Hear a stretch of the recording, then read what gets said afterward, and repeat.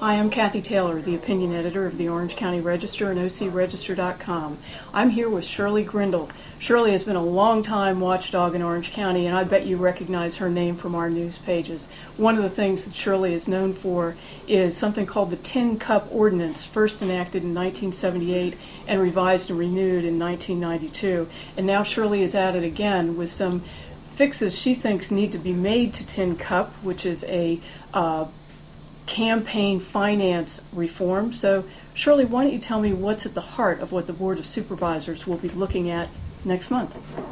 Well, basically, right now the TINCUP ordinance requires enforcement to be by the district attorney, but that has turned out not to be workable for a couple of reasons. So the main thing that is being proposed with the revised TINCUP that I hope to see on the ballot in June is to change the enforcement to a Fair Campaign Practices Commission, which will be able to enforce violations.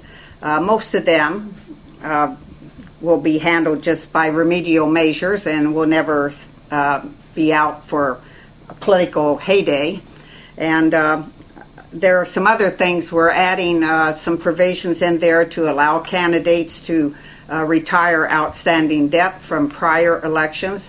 Also a very restrictive legal defense fund. And let's see, what else? Oh, we've got a requirement to have an electronics filing program, which the county is way behind other counties on not having on board by now. What will that electronic filing system allow people to do, and do in a very timely manner?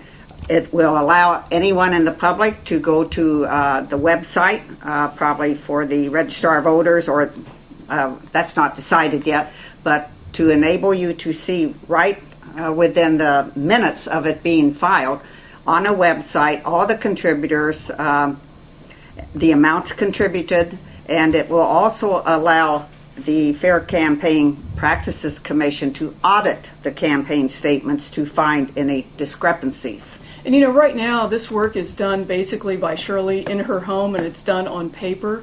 And what this is moving toward is what Shirley's recommending, and what our local Board of Supervisors will consider, is to set up a commission that will do this work, and that people within county government, probably under the CEO, will spend part of their time working and monitoring this. So what is the next step on TINCUP? On February 5th, the Board of Supervisors will be considering two items to place on the June ballot.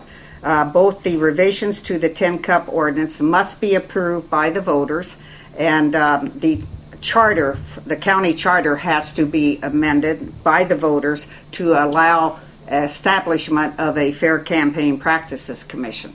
So if the board takes this step and makes the approval in February, this could be on the ballot as soon as... It'll be on the June ballot of this year. And your basic point, Shirley, is that this is law that exists. And when she's sitting with the editorial board, the philosophical point is, should there be limits on campaign spending? And of course, TINCUP has a $1,600 limit of donations to candidates. But Shirley's saying, well, wait a minute, you know, the law already exists, and I'm making a fix on it. Yes, everyone should realize that the issue of whether or not contribution limits are constitutional, that's already been decided years ago by the U.S. Supreme Court. But we can still argue it. And recent court cases. But the fact remains that 85% of the voters who voted in the June 1992 election approved the TINCUP ordinance with a contribution limit. And the contribution limit is there. It's not going to go away. The voters are not going to do away with it.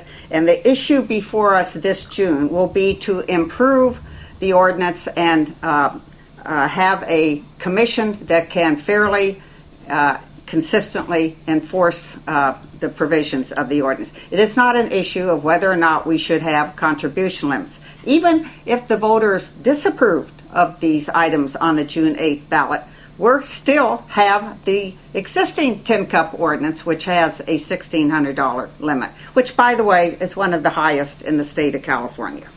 Shirley, thank you so much for explaining that. We'll be doing an editorial on this in coming days, and we'll be interested to hear what the Board of Supervisors says and does. Shirley, thanks. Thank you.